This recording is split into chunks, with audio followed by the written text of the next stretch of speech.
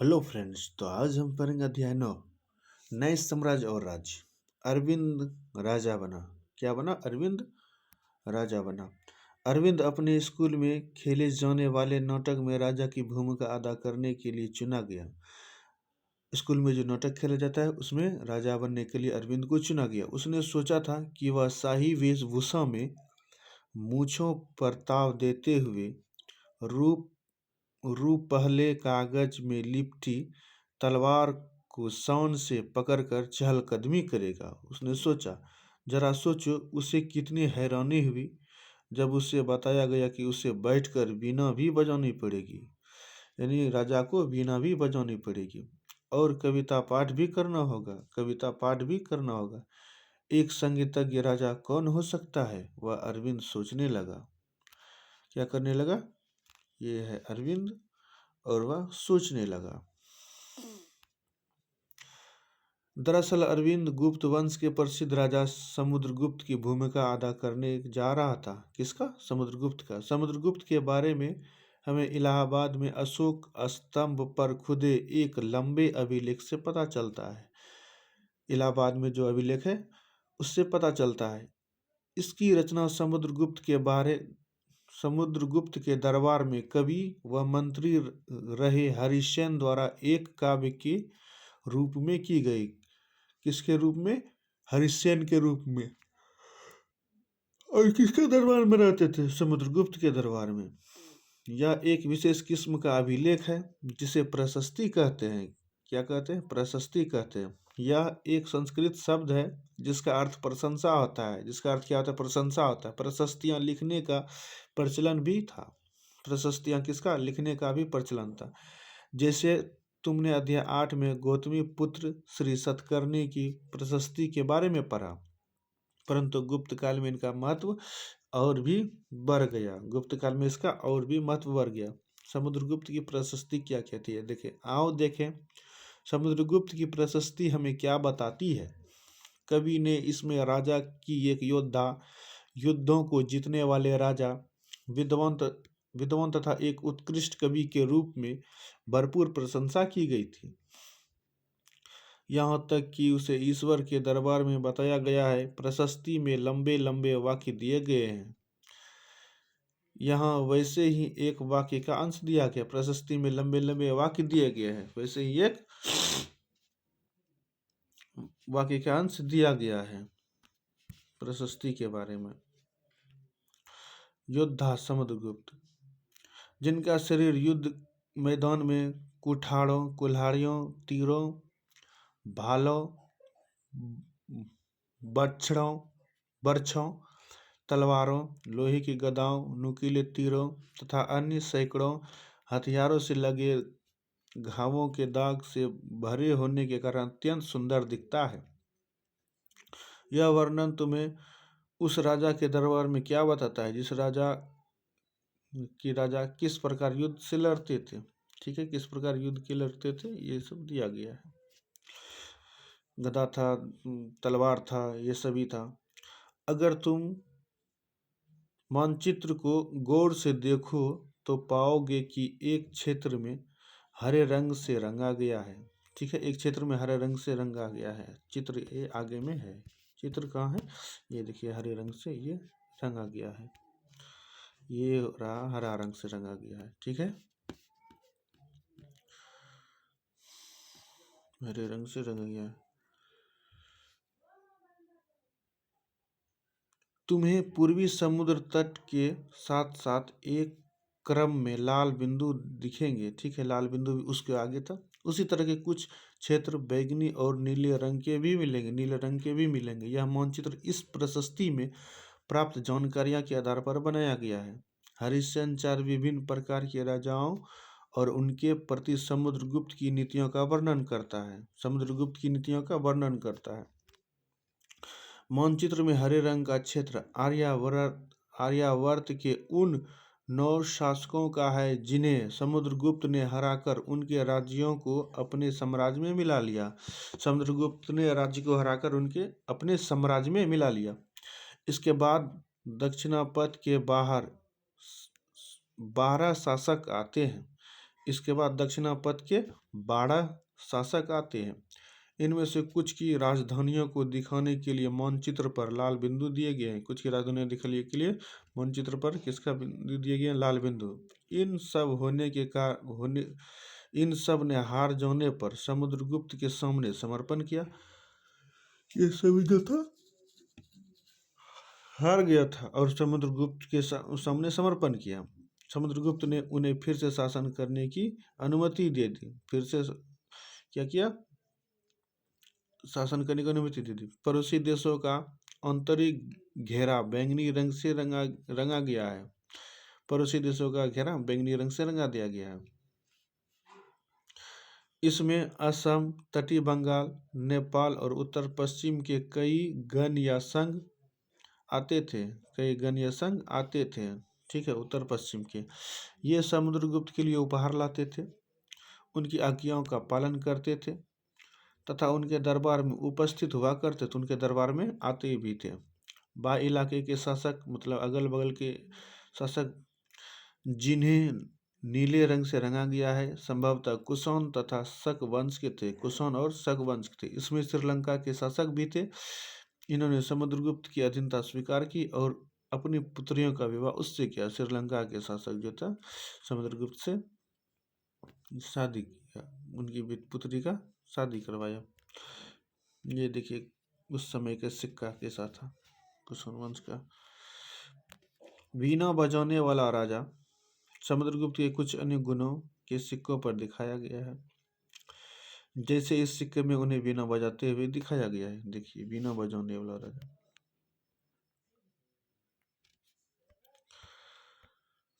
वीणा बजाने वाला राजा।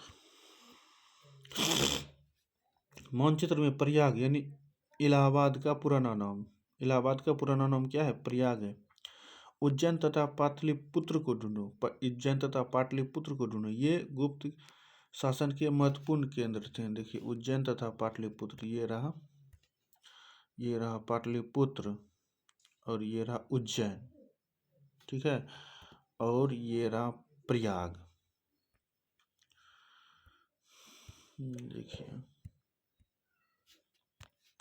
वंशावलियां। अधिकांश प्रशस्तियां शासकों के पूर्वजों के बारे में भी बताती है। यह प्रशस्ति भी समुद्रगुप्त के पितामह यानी कि परदादा, दादा, पिता और माता के बारे में बताती है। उनकी माँ कुमार देवी लच्छवी गणकी थी और पिता चंद्रगुप्त गुप्त वंश के पहले शासक थे। चंद्रगुप्त गुप्त वंश के पहले शासक थे जिन्होंने महाराजा धीराज जैसी बड़ी उपाधि धारण की। समुद्रगुप्त ने भी यह उपाधि धारण की। उनके दादा और परदादा का महाराजा के रूप में ही उल्लेख है। ठीक है, महाराजा के ही परदादा और दादा का महाराजा के ही रूप में उल्लेख है। इससे यह आभास मिलता है कि धीरे धीरे इस वंश का महत्व बढ़ता गया। इस वंश का महत्व बहुत तेजी से बढ़ता गया। ये देखते हैं विक्रम संवत 58 ईसा पूर्व प्रारंभ होने वाले विक्रम संवत को परंपरागत रूप से गुप्त राजा चंद्रगुप्त द्वितीय के नाम से जोड़ा जाता है और ऐसा कहा जाता है कि उन्होंने शकों पर विजय के प्रतीक के रूप में इस संवत की स्थापना की तथा विक्रमादित्य की उपाधि धारण की थी। किसने? विक्रम संवत ने। एक क्वेश्चन है, इन उपाधियों को महत्व के हिसाब से सजाओ। राजा, महाराजा, अधिराज, महाराजा, राज उपाधि को सजाना है। समुद्रगुप्त के बारे में हमें उनके बाद के शासकों जैसे उनके बेटे चंद्रगुप्त द्वितीय की वंशावली यानी पूर्वजों की सूची से भी जानकारी मिलती है। उसके बारे में अभिलेखों तथा सिक्कों से पता चलता है। किससे? सिक्कों से पता चलता है। उन्होंने पश्चिम भारत में सैन्य अभियान में अंतिम शक शासक को परास्त किया। बाद में ऐसा विश्वास किया जाने लगा कि उनका दरबार विद्वानों से भरा था। उनका दरबार किससे भरा था? विद्वानों से। इनमें से कुछ के बारे में भी जानकारी अध्याय 10 में मिलेगी, मतलब आगे की क्लास में हमको इसके बारे में जानकारी मिलेगी। हर्षवर्धन तथा हर्षचरित जिस तरह गुप्त वंश के शासकों के बारे में अभिलेखों तथा सिक्कों से पता चलता है, उसी तरह कुछ अन्य शासकों के बारे में उनकी जीवनी से पता चलता है। ऐसे ही एक राजा हर्षवर्धन थे जिन्होंने करीब 1400 साल पहले शासन किया। उनके दरबारी कवि वन भट्ट ने संस्कृत में उनकी जीवनी हर्षचरित्र लिखी उनकी जीवनी हर्षचरित्र लिखी। इसमें हर्षवर्धन की वंशावली देते हुए उनके राजा बनने का एक वर्णन है। यानी चीनी तीर्थयात्री स्वेन इत्सांग, चीनी तीर्थयात्री कौन थे? स्वेन इत्सांग, जिनके बारे में तुमने अध्याय 8 में पढ़े, यानी पिछले क्लास में हम पढ़ चुके हैं। काफी समय के लिए हर्ष के दरबार में रहे। उन्होंने वहां जो कुछ देखा उसका विस्तृत विवरण दिया विवरण दिया। हर्ष अपने पिता के सबसे बड़े बेटे नहीं थे, पर अपने पिता के बड़े भाई की मृत्यु हो जाने पर थानेसर के राजा बने। किसके? थानेसर के राजा बने। उनके बहनोई कन्नौज जो अभी देखे थे उसके शासक थे। जब बंगाल के शासक ने उन्हें मार डाला तो हर्ष ने कन्नौज को अपने अधीन कर लिया और बंगाल पर आक्रमण कर दिया। मगध तथा संभवतः बंगाल को भी जीतकर उन्हें पूर्व में जितनी सफलता मिली उतनी सफलता अन्य जगहों पर नहीं मिली। जितनी सफलता मगध तथा संभवतः बंगाल को जीतकर मिली उतनी सफलता अन्य जगहों पर नहीं मिली। जब उन्होंने नर्मदा नदी को पार कर दक्कन की ओर आगे बढ़ने की कोशिश की, तब चालुक्य नरेश पुलकेशिन द्वितीय ने उन्हें रोक दिया। पल्लव, चालुक्य और पुलकेशिन द्वितीय की प्रशस्तियां। इस काल में पल्लव और चालुक्य दक्षिण भारत के सबसे महत्वपूर्ण राजवंश था। पल्लव और चालुक्य दक्षिण भारत के महत्वपूर्ण राजवंश था। पल्लवों का राज्य उनकी राजधानी कांचीपुरम के आसपास के क्षेत्रों से लेकर कावेरी नदी के डेल्टा तक फैला था। पल्लवों का राज्य की राजधानी कहाँ थी? कांचीपुरम। जबकि चालुक्यों का राज कृष्णा और तुंगभद्रा नदियों के बीच स्थित था। चालुक्यों की राजधानी ऐहोल थी। चालुक्यों की राजधानी कहाँ थी? ऐहोल थी। यह एक प्रमुख व्यापारिक केंद्र था। धीरे धीरे यह धार्मिक केंद्र भी बन गया, जहाँ कई मंदिर थे। पल्लव और चालुक्य एक दूसरे की सीमाओं का अतिक्रमण करते थे। पल्लव और चालुक्य एक दूसरे की सीमाओं का अतिक्रमण मतलब तोड़फोड़ करते थे। मुख्य रूप से राजधानियों को निशाना बनाया जाता था जो समृद्ध शहर थे। पुलकेशिन द्वितीय सबसे प्रसिद्ध चालुक्य राजा थे। पुलकेशिन द्वितीय सबसे प्रसिद्ध क्या थे? चालुक्य राजा थे। उनके बारे में हमें उनके दरबारी कवि रवि कीर्ति द्वारा रचित प्रशस्ति से पता चलता है। इसमें उनके पूर्वजों, खास तौर से पिछली 4 पीढ़ियों के बारे में बताया गया। पुलकेशिन द्वितीय को अपना चाचा से यह राज्य मिला था। पुलकेशिन द्वितीय को अपने चाचा से यह राज्य मिला था। रवि कीर्ति के अनुसार उन्होंने पूर्व तथा पश्चिम दोनों समुद्र तटीय इलाकों में अपने अभियान चलाए। इसके अतिरिक्त उन्होंने हर्ष को भी आगे बढ़ने से रोक दिया। हर्ष का अर्थ आनंद होता है। कवि का कहना है कि इस पराजय के बाद अब हर्ष नहीं रहा। पराजय के बाद यानी हार के बाद हर्ष नहीं रहा। पुलकेशिन द्वितीय ने पल्लव राजा के ऊपर भी आक्रमण किया। पुलकेशिन द्वितीय ने पल्लव राजा के ऊपर भी आक्रमण कर दिया, जिसे कांचीपुरम की दीवार के पीछे शरण लेनी पड़ी। पर चालुक्यों की विजय अल्पकालीन थी। लड़ाई से दोनों वंश दुर्बल होते गए। पल्लवों और चालुक्यों को अंततः राष्ट्रकूट तथा चोल वंशों ने समाप्त कर दिया।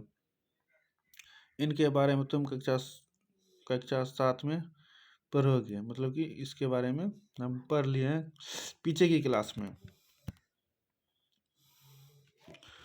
ये क्वेश्चन एक और है। वे कौन से अन्य शासक थे जो तटों पर अपना नियंत्रण करना चाहते थे? अच्छा, तटों पर नियंत्रण करना चाहते थे, अध्याय 8 में हम पढ़ चुके हैं। इन राज्यों का प्रशासन कैसे चलता था? ठीक है, पहले के राजाओं की तरह इन राजाओं के लिए भूमि कर सबसे महत्वपूर्ण थे। पहले के राजाओं की तरह उस समय जो राजा थे वो भी भूमि कर लेते थे, यानी भूमि राजस्व कर लेते थे। प्रशासन की प्राथमिक इकाई गांव होते थे, लेकिन धीरे धीरे कई नए बदलाव आए। राजाओं ने आर्थिक, सामाजिक, राजनीतिक या सैन्य शक्ति रखने वाले लोगों का समर्थन जुटाने के लिए कई कदम उठाए। उदाहरण के तौर पर कुछ महत्वपूर्ण प्रशासकीय पद आनुवंशिक बने गए, अर्थात बेटे अपने पिता के पद पाते थे। जैसे कि कवि हरिसेन अपने पिता की तरह महादंडनायक अर्थात मुख्य न्यायाधिकारी थे। मतलब पहले जो मुखिया था वो उसका बेटा भी मुखिया ही होगा। कभी कभी एक ही व्यक्ति कई पदों पर कार्य करता था, जैसे कि हरिसेन एक महादंडनायक होने के साथ साथ कुमारामात्य अर्थात एक महत्वपूर्ण मंत्री तथा एक संधि विग्रही अर्थात युद्ध और शांति के विषय में भी मंत्री था। मतलब एक आदमी कई पदाधिकारी होता था। संभवतः वहाँ के स्थानीय प्रशासन में प्रमुख व्यक्तियों का बहुत बोलबाला था। इसमें नगर श्रेष्ठी यानी मुख्य बैंकर या शहर का व्यापारी सार्थवा यानी व्यापारियों के काफिले का नेता, प्रथम कुशल अर्थात मुख्य शिल्पकार तथा कांचियों यानी लिपिकों के प्रधान जैसे लोग होते थे। इस तरह की नीतियां कुछ हद तक प्रभावशाली होती थी, पर समय के साथ साथ इनमें से कुछ व्यक्ति इतने अधिक शक्तिशाली हो जाते थे कि अपना स्वतंत्र राज्य स्थापित कर लेते थे। एक नए प्रकार की सेवा। कुछ राजा अभी भी पुराने राजाओं की तरह एक सुसंगठित सेना रखते थे, जिसमें हाथी, रथ, घुड़सवार और पैदल सिपाही होते थे। पर इसके साथ साथ कुछ सेना नायक भी होते थे जो आवश्यकता पड़ने पर राजा को सैनिक सहायता दिया करते थे। ठीक है, राजा को आवश्यकता पड़ने पर सैनिक सहायता दिया करते थे। इन सेना नायकों को कोई नियमित वेतन नहीं दिया जाता था। बदले में इनमें से कुछ को भूमिदान दिया जाता था। कई सेना तो उसको जमीन दिया जाता था, उसके बदले में, सेवा के बदले में दी गई भूमि से ये कर वसूलते थे, जिससे वे सेना तथा घोड़ों की देखभाल करते थे। साथ ही वे इससे युद्ध के लिए हथियार जुटाते थे। इस तरह के व्यक्ति सामंत कहलाते थे। सामंत कहलाते। जहाँ कहीं भी शासक दुर्बल होते थे, वे सामंत स्वतंत्र तो होने की कोशिश करते थे। जहाँ का राजा कमजोर होता था, सामंत से छुटकारा पाने की कोशिश करते। दक्षिण के राज्य में सभाएं। पल्लवों के अभिलेखों में कई स्थानीय सभाओं की चर्चा है। इनमें से एक था ब्राह्मण भूस्वामियों का संगठन, जिसे सभा कहते थे। ये सभाएं उप समितियों के जरिए सिंचाई, खेतीबाड़ी से जुड़े विभिन्न काम, सड़क निर्माण, स्थानीय मंदिरों की देखरेख आदि का काम करती थी। जिन इलाकों के भूस्वामी ब्राह्मण नहीं थे वहाँ उर नामक ग्राम सभा होने की बात कही गई है। नगरम व्यापारियों के एक संगठन का नाम था। संभवतः इन सभाओं पर धनी तथा शक्तिशाली भूस्वामियों और व्यापारियों का नियंत्रण था। इनमें से बहुत सी स्थानीय सभाएं शताब्दियों तक काम करती रही। अन्य सी सभाएं उस जमाने में आम लोग जनसाधारण के जीवन की थोड़ी बहुत झलक हमें नाटकों तथा कुछ अन्य स्रोतों से मिलती है। चलो इसके कुछ उदाहरण देखते हैं। कालिदास अपने नाटकों में राज दरबार के जीवन के चित्रण के लिए प्रसिद्ध है। इन नाटकों में एक रोचक बात यह है कि राजा और अधिकांश ब्राह्मणों को संस्कृत बोलते हुए दिखाया गया है, जबकि अन्य लोग तथा महिलाएं प्राकृत बोलते हुए दिखाए गए हैं। मतलब कि महिलाएं और अन्य लोग प्राकृत बोलते हुए दिखाए गए। उनका सबसे प्रसिद्ध नाटक अभिज्ञान शाकुंतलम दुष्यंत नामक एक राजा और शकुंतला नाम की एक युवती की प्रेम कहानी है। इस नाटक में एक गरीब मछुआरे के साथ राज कर्मचारियों के दुर्व्यवहार की बात की गई है। ठीक है। एक मछुआरे को एक अंगूठी मिली। एक मछुआरों को कीमती अंगूठी मिली। यह अंगूठी राजा ने शकुंतला को भेंट की थी, पर दुर्घटनावश उसे एक मछली निगल गई। जब मछुआरा इस अंगूठी को लेकर राजमहल पहुंचा तो द्वारपाल ने उस पर चोरी का आरोप लगाया और मुख्य पुलिस अधिकारी भी बहुत बुरी तरह से पेश आया। उस समय जो पुलिस अधिकारी थी वो भी बुरी तरह से पेश आया। राजा उस अंगूठी को देखकर बहुत खुश हुए और उन्होंने मछुआरों को इनाम दिया। पुलिस वाला और द्वारपाल मछुआरों से इनाम का कुछ हिस्सा हड़पने के लिए उसके साथ शराब खाने चल पड़े। आज अगर किसी गरीब आदमी को कुछ मिलता है और वह पुलिस में खबर करता है तो क्या उसके साथ इसी तरह बर्ताव किया जाएगा? अच्छा, ये तो बात सही भी हो सकता है, नहीं भी हो सकता है। या एक प्रसिद्ध व्यक्ति का नाम बताओ जिसने प्राकृत में उपदेश दिया, और एक राजा का नाम बताओ जिसने प्राकृत में अभिलेख लिखवाए। प्राकृत में अभिलेख किसने लिखवाए थे? अशोक ने लिखवाए थे। किसने? अशोक ने लिखा है, जो पिछली क्लास में पढ़ चुके हैं।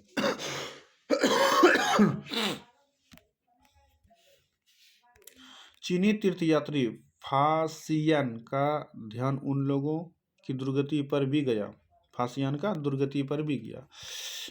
उन लोगों की दुर्गति पर, जिन्हें ऊंचे और शक्तिशाली लोग अछूत मानते थे। इन्हें शहर के बाहर रहना पड़ता था। वे लिखते हैं, अगर इन लोगों को शहर या बाजार के भीतर आना होता था तो सभी को आगाह करने के लिए ये लकड़ी के एक टुकड़े पर चोट करते रहते थे। यह आवाज़ सुनकर लोग सतर्क होकर अपने को छू जाने से या किसी भी प्रकार से संपर्क से बचते थे। मतलब नीची जाति के जो लोग थे उस समय। एक जगह वन भट्ट द्वारा अभियान पर निकली राजा की सेना का बड़ा सजीव चित्रण किया गया है। सजीव चित्रण किया है वन भट्ट का। अच्छा। राजा की सेना। राजा बड़ी मात्रा में साजो सामान लेकर यात्रा करते थे। इनमें हथियारों के अतिरिक्त रोजमर्रा के उपयोग में आने वाली चीजें जैसे बर्तन, असबाब यानी जिसमें सोने के पैदान भी शामिल थे, खाने पीने का सामान, बकरी, हिरन, खरगोश, सब्जियां, मसाले आदि विभिन्न प्रकार की चीजें शामिल होती थी। ये सारी चीजें ठेले गाड़ियों पर या ऊँटों तथा हाथियों जैसे सामान ढोने वाले जानवरों की पीठ पर लाद कर ले जाई जाती थी। इस विशाल सेना के साथ साथ संगीतकार नगाड़े, बिगुल तथा तुड़ही बजाते हुए चलते थे। रास्ते में